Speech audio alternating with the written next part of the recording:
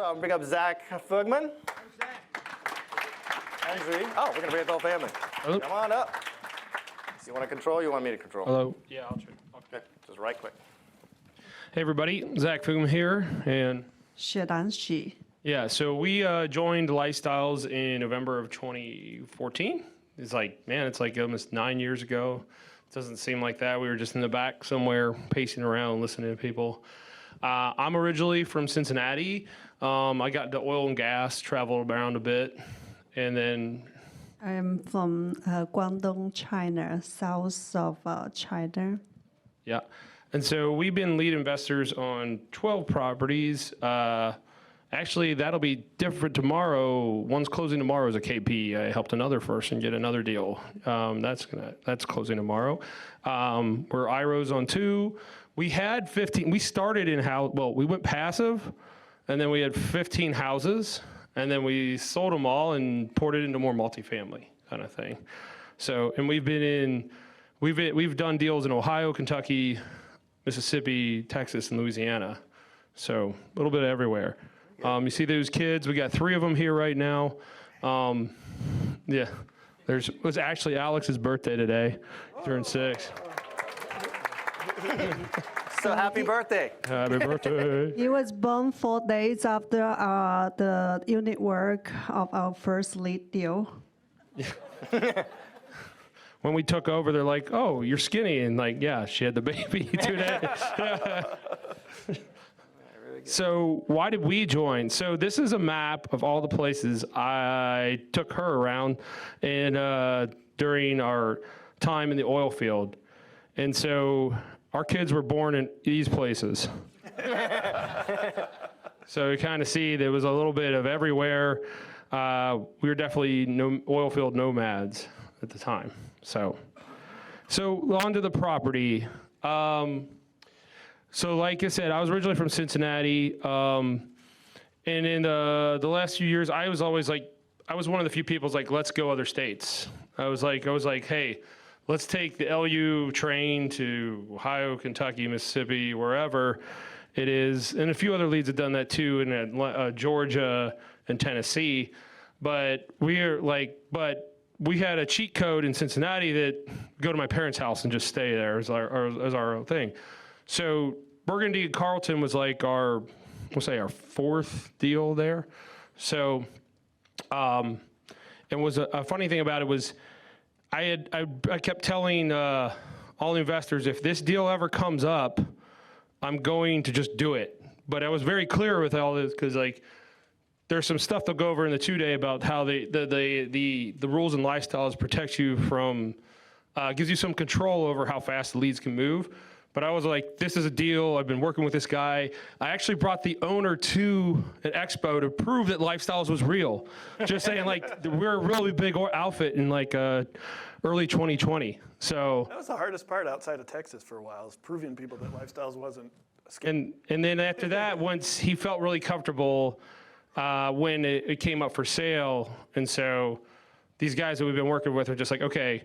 He said he would give you always give you right of refusal. So, because I worked so hard, we worked this deal for 2 years before we got it. So, How many people had to bring their spouse to Lifestyle to show it was for real? Right? I had to do that. That's crazy. yeah, she didn't believe it. When I signed up, she was extremely mad. So, and then she came and it was Still mad? Not anymore. So I went to the 2 days, the month like after me. After him, and then I came back Sunday. Said, let's sell our house. Let's get every source of the money we can have to start with. So I'll put on just as a quick note. If you have never taken the 2-day, or you're going to take on investors outside of Lifestyles, I highly recommend just send them to the 2-day. You're going to learn so much more in that 2-day that you'll never have to teach them. Okay, so if you're taking outside investors, you're doing your own IRO deal or something, and you're like, you're my parents. First of all, don't let your parents invest with you. It's the worst investment decision ever. But if you do, send them to the 2-day. They're going to get a base level of education. At least you'll be able to talk to them, and they'll understand where you're coming from. It's the biggest thing about Lifestyles. We all have an underlying education, and we all talk the same language, so it's really valuable. Sorry, go ahead. So back to this property, it was a purchase price of 11.5. We had raised 4.4 million for the deal.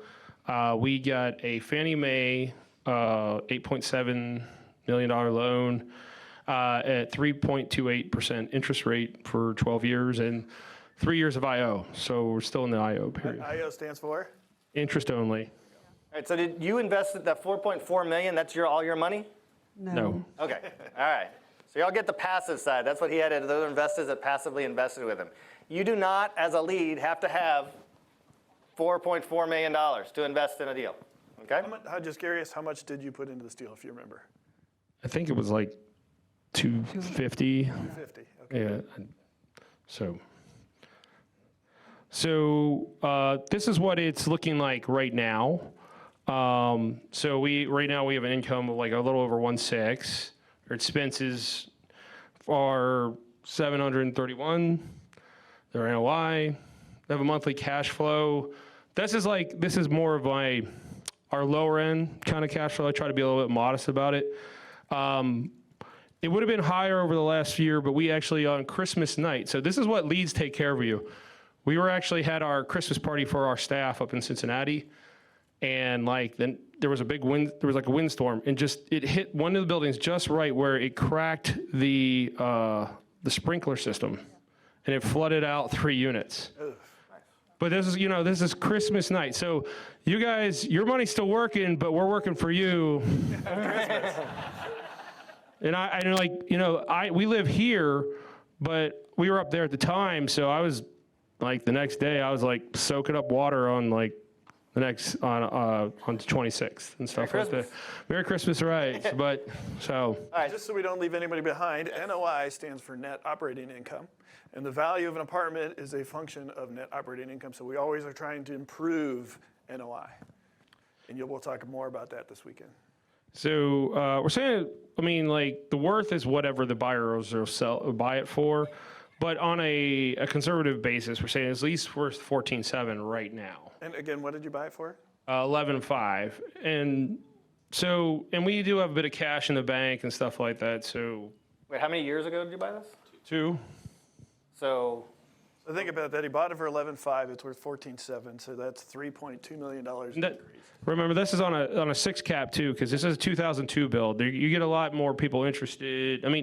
We make a lot of money on older properties too, but we own all ages of property, and there is something to be said about newer property sometimes. It feels good. You know for sure. For sure. But just to recap what we were talking about earlier, within 2 years, the property is worth $3 million more than it was when he initially purchased it, right?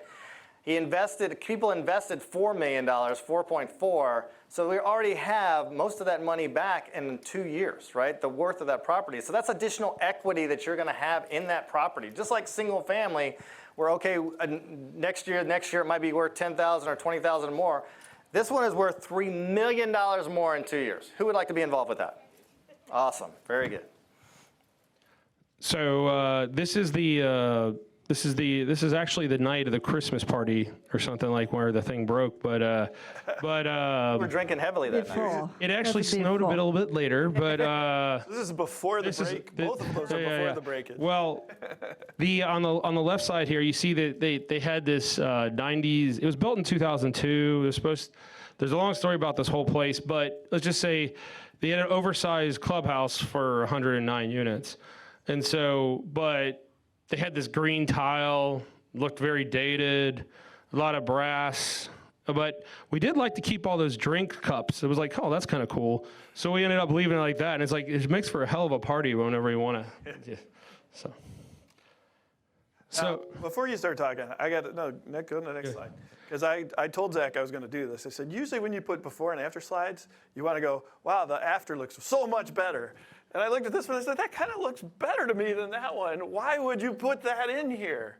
So these were these like hyperheat cool, so this thing on the left is your HVAC and your water heater.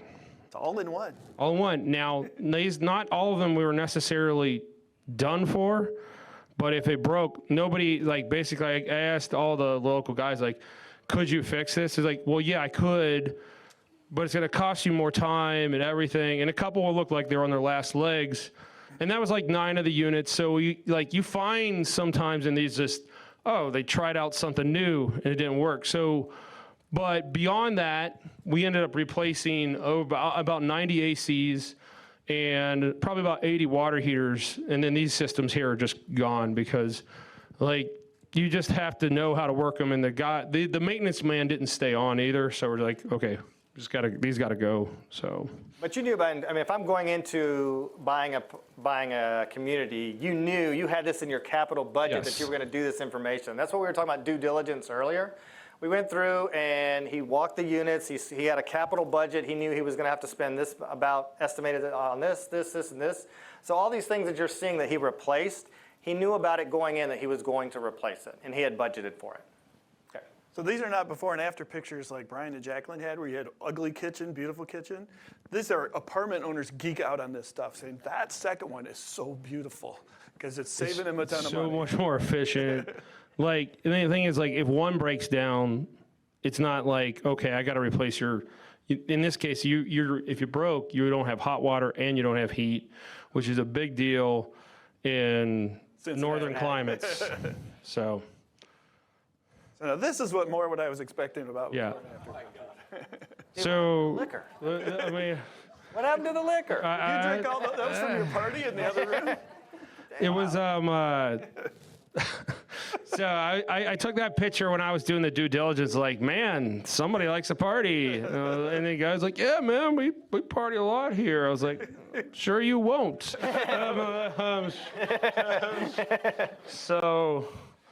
So anyway, and then this is kind of the newer look that we give. And so this picture is actually was from a couple weeks ago. I had actually Madeline's son was up with me, and we were I was showing him around Kentucky and Cincinnati, and this is kind of like sometimes we do the granite. We definitely do upgrade. We either paint or we do new cabinetry.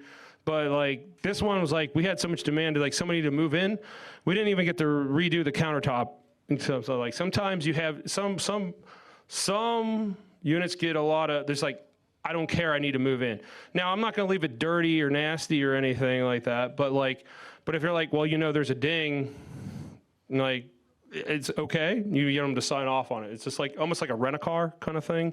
Go around, hey, there's a couple dings here and there. Yeah, again, we preach clean and functional. You'll hear that term a lot. Clean and functional does not mean perfect, does not mean upgrade to the Taj Mahal for these people to move in if they like it the way it is. So we definitely look at the class of the clientele where we're at. We look at what type of community we are in, and you budget accordingly. So. This is the most B property you can have. I mean, it's it's not, you're not shooting for your really high earners, but you're getting a lot of people that make your 60, 70, 80, $100,000 a year type people here. Just Zach threw out a term. I want to make sure everybody's hanging with us. He said this B property. We usually categorize properties A, B, C, and D. We'll explain that in the 2-day. Okay.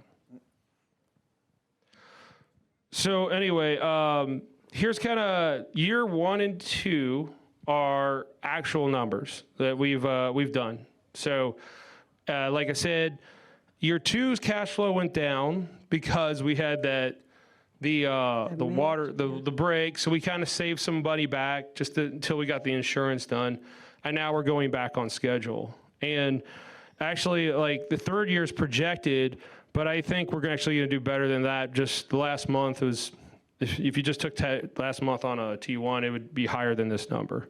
Okay, let's break this down just a sec. Again, if you're just joining us, you haven't been through here, operating income, that's all the income, rents, auxiliary income, all that comes in there. All of your operating expenses are your payroll, your taxes, your maintenance, your contractors, all that stuff is in there.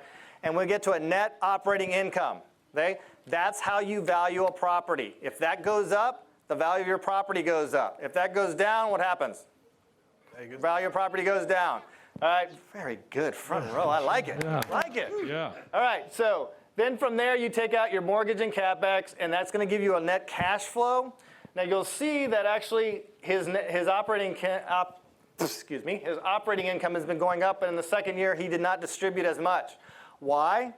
Because he had some other issues that they were taking care of, some insurance claim, and he was being conservative. He was holding some stuff back, okay? We were just coming out of COVID. Who knows what's all going on? Things are happening in the economy.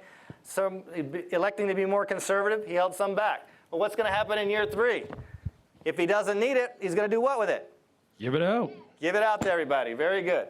So that's what you're looking for. You're looking for your net operating income to go up, up, up every year. Your mortgage and CapEx stayed the same, and that's because you're interest only for how many years? 3. For the first 3 years. So keep in mind that mortgage number in there, that does not include principal right now, okay? The following year, it will include some principal, so that's why we're trying to increase I rent. think actually the CapEx piece was missed, but that's okay. Like we did spend like $900,000 of planned CapEx over the first 12 months. That was like the ACs, the roofs, Yeah, that's on your initial CapEx. Yeah. But that was- So. Yeah. Okay, so then we get the cash on cash return. Who wants 9, 6, 9? Anybody doing that in a bank rate? Well, the banks are getting up to like 4 or 5 right now. But CapEx? Can you buy a dividend producing stock that Yeah. produces 9% dividend? Yes, there you go. I want to touch on one other thing in these numbers. Look at the operating expense line. Do you see what's happening there? It's actually going up. There are plenty of apartment buyers out there. They're not lifestyles people. They go there, and their main way of trying to improve income is to cut expenses. Those people typically end up being slumlords. Is Zach and Snowy being slumlords here? No. They're actually, as Lee said, clean and functional. Well, another term we like to use in lifestyles is best product, best price. We want to create a great place where residents want to live, and you can't starve a property of repairs and maintenance and other things to get there. You have to feed it and make it a great place to live, and you can see that happening in the operating expense line. And then on top of that, lifestyles, the consultants, like, they'll actually randomly spot check your properties and they'll just, hey, I'm at your property. Teresa Harrell was like, hey, I'm in Kentucky one time. I was like, yeah, go ahead. Go check them. We have nothing to hide, and she just said that great properties, especially this one. She really loved this one too. Very good. So right now, like I was saying, this is our NOI. It's been going up year 2. Like we said 14.7 earlier. That's like over the last T3, but this is over at T12, which is, he'll explain the two-day, sorry, it's a little technical, but it's just showing that we've been pushing up the NOI, which is pushing up the value. And so Let me just pause for a second. So that value you showed before was like between year 2 and 3. yeah. And a T12 just means the last 12 months. T3 means the last 3 months of income that you're looking at. And really what this slide is trying to represent, your net income as that goes up, and you'll go over this today, we divide it by what we call a cap rate, and that gives you the value of your property, okay? So as the property goes up, you divide by a cap rate, I think you're using 6, is that what you're using 6. All right, divided by 0.06, the value of your property. So if he was to go sell this in year 3, actually between year 2 and 3, we're already at $14, $15 million. People will pay for that cash flow that'll give off.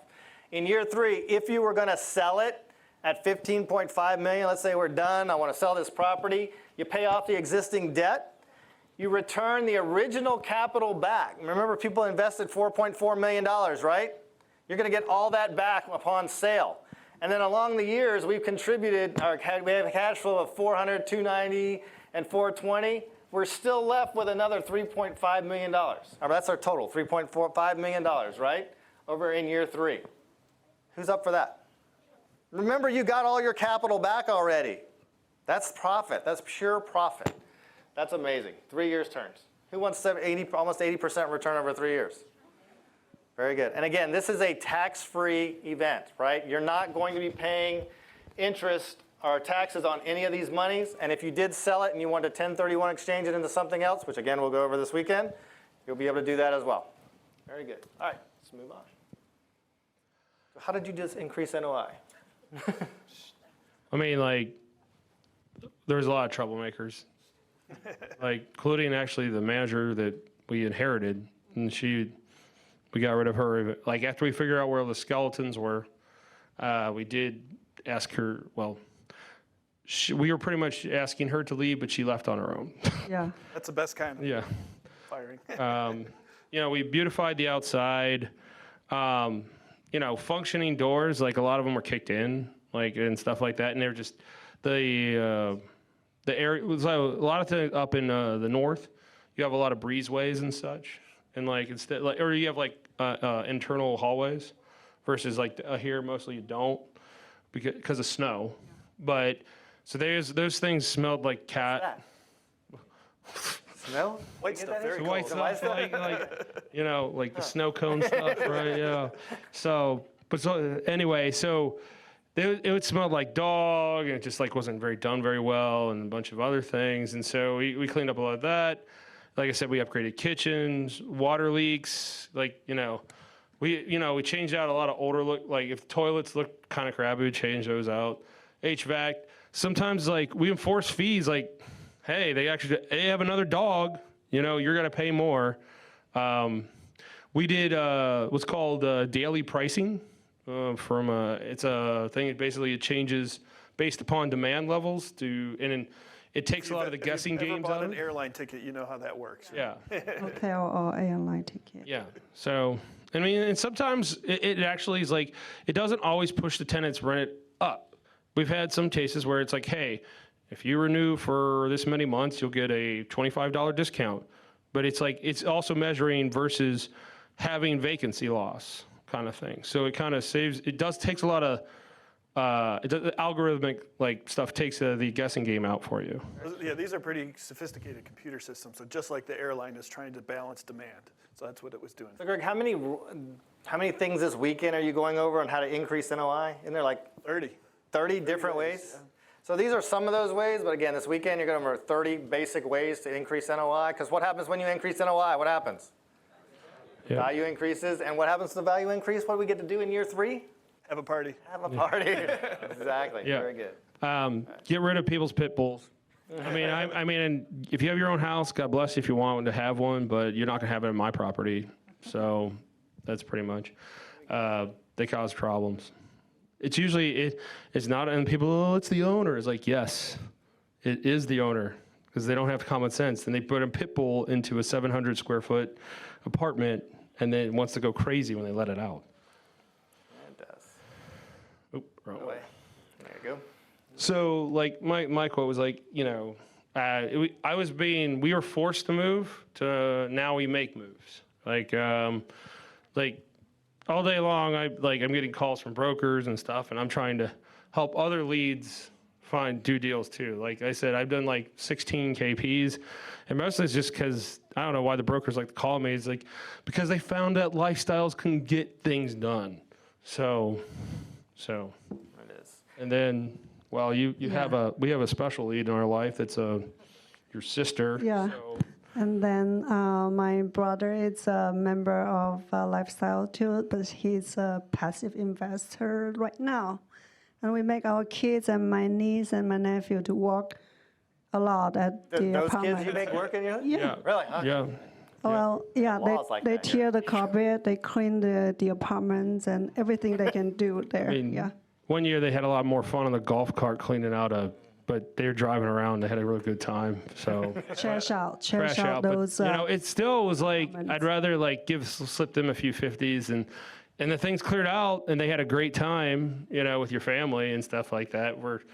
It's like does smell like money though. So Yeah, and our daughter Chloe, she started negotiating the prices since last year. I cannot give her like $10 or $20 a day anymore. yeah, she actually has to get paid. So she was doing some sourcing for us over the summer. So. Oh yeah, and this summers I made her to learn how to build a website for my sister's property. And how much did you get paid? 200. She had to learn from scratch and make that website for $200. Very nice. All right. So what's next? It's like there's been this saying is thrive to 25. As like just survive to 25, we're saying thrive to 25. Is that we're trying to there's a lot of people are upset about the interest rates and the Fed and everything. And I'm not immune to all having to work with it, but at the same time, I've never heard the brokers so desperate for offers that you can make ridiculous offers right now and not get hung up on. And so I say, like, take advantage of it. If you're working with somebody, especially a lifestyles consultant or realtor or Lee, and just be like, you know what? Take that stab at that retrade right now. Like, because if it don't make sense, don't do the deal kind of thing. So, and then the same, we help more people find property that makes sense for a lot of other people. It's Just to add on to that, Jack, because I think it's such an important point. Interest rates have gone up really fast, right? Everybody knows that. A couple years ago, they were much lower. So there are some Lifestyles members, some have floating rate loans, but we're generally, because we operate well, much better off. There are a lot of operators out there who are in bad shape right now, and those properties are getting distressed, and some of them are coming to foreclosure. That is a huge opportunity for this group. We're going to buy some stuff in the next 2 years that 4 or 5 years from now, you're going to look back and go, oh my gosh, I wish I had just plowed all my money into that thing. So this is probably as close as I think we've been to about 2009 as we've seen in a long time. I mean, it's building. Like, every time I think Powell sneezes, somebody loses a property that's in another group that I shall not name. So, Long term, what are you doing? so you know, like, we've tried to build a great property management company. We have people. We have a bunch of other leads with us in Cincinnati. Well, we manage with my buddy Eric. He's a KP. He's over here too, and he we wouldn't have even got into Kentucky if he didn't, like, yeah, I'll KP on the first deal up in Maysville, Kentucky. So that was a big thanks to him. And I've tried to pull him. I pulled him, kicking and screaming into becoming a lead too. So yeah, and he's done well. And then, you know, it's like one day that me and Eric were driving back from a property in Mississippi. He's like, you know, it'd be really cool if we could just fly from Meridian to Houston instead of drive 7.5 hours. And now I'm working on, we bought a plane together, so I'm working on my private, and he'll be working on his private pilot license too. So, yeah. So I want you guys to understand what you just heard, and we do this a lot in Lifestyles.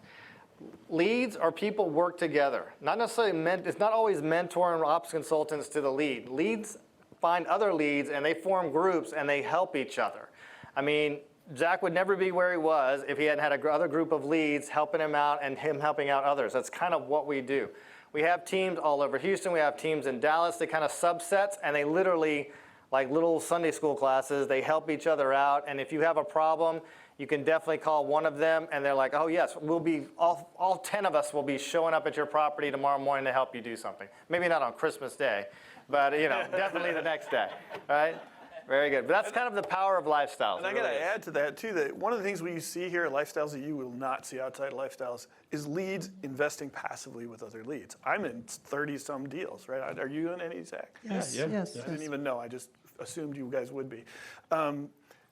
Other syndicators outside, I will show you in the 2 days some of the compensation models that syndicators put together outside of Lifestyles. We don't allow that. We have something called the white paper that tries to make it far more balanced with the passive investors, with the leads.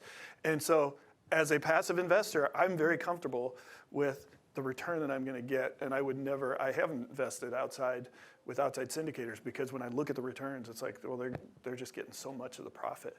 It's not a balanced risk-reward If relationship. you look at outside syndicated deals, you'll see sometimes they take up to 50 or 55% of the deal right off the paper, like as soon as you invest. And we just don't do that here. It's crazy, and then we kind of spread the wealth but we have our own money as leads in the deal as well. So it's not like we have zero money in the game. We put in, you know, whatever amount we have to put in that deal, and then we'll take other people's money as well, and that's how we syndicate. So, very good. What else? You guys got some pictures. Oh yeah, so this is I just showed this is a property we helped Evelina Romlin get, called the Arthur. It's a historic. I wrote a big letter to the owner, and it helped because I was from Cincinnati. I knew all the stuff, so she actually got the deal less than the highest, and then it's like it's her baby. Like this thing is so beautiful. Like, someday we hope to have like a Cincinnati big road trip and show it. And then the Warrens did the schoolhouse too, and this is this kind of thing. So it's 1905, but it's amazing inside, kind of thing. Very cool. And then this is actually Eric at his property, The Post, with Miles a couple weeks ago, Moscarella, Madeline's son, because we were just showing them all. We were showing them around Cincinnati and kind of thing. So we like to give back and like, hey, come up here, see other markets, see like kind of expand your horizons and stuff like that. I helped with the due diligence on that property. That was He fun. did, and yeah, and then yeah, she's on the next slide. So here, his wife Nicole is one of the mentors. Yeah, and then so. Here's Henry Novak, some of our staff there. Henry Novak, he's a 401k lawyer. He sprung there's a thing called a quadro that he'll kind of get explained, but we took that money and expanded into multiple deals. It helps tap into your 401k that you wouldn't otherwise be able to. So, and then there's me and Fisher. It was after one of the expos or something like that. Few drinks in, maybe. Yeah. Yeah, I had a whole fun. David doesn't drink, but that's just normal David. So. He doesn't need a drink. Can you imagine him drinking? Oh my God. That'd be craziness. And then this is actually one of the due diligences that you were at, actually, I think. No, maybe not. But then it doesn't matter. It's a bunch of it's some passives and our staff, and we're all getting together at an event in Cincinnati, kind of thing. So Very good. Awesome. All right. Well, we have any questions? I think we have time for a couple questions. Dylan.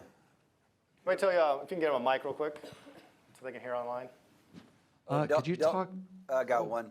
Delbert Walmsley said, "Why can't I get in?" what? Delbert Walmsley Delbert Walmsley. Delbert Walmsley? online said, "Why can't I get in?" I think he created the place. I'm sure he can get in. Yes, sir. Could you talk through your thought process on when and why you'd sell versus hold on this property? Yeah, good question. Well, so originally the plan with this one, we didn't know where interest rates were going, but it was like a 3.28. I was like, I like this one, and if we have to hold it, it's going to cash flow for us for a long time. So we knew if interest rates stayed lower, we could probably do a supplemental. But remember, this is also a newer vintage property, so the carrying cost of it's called some of these older properties. I've been referred to as called the deferred maintenance tsunami that's coming to some of these. People did these. Now, a lot of lifestyles did good value add, but there's a lot of other syndicators that did a Paynovation or something else. And it's dangerous to buy when you haven't done you don't have a team that's going to tell you that this is somebody, put lipstick on a pig or something like that. Not our pigs, but, so anyway.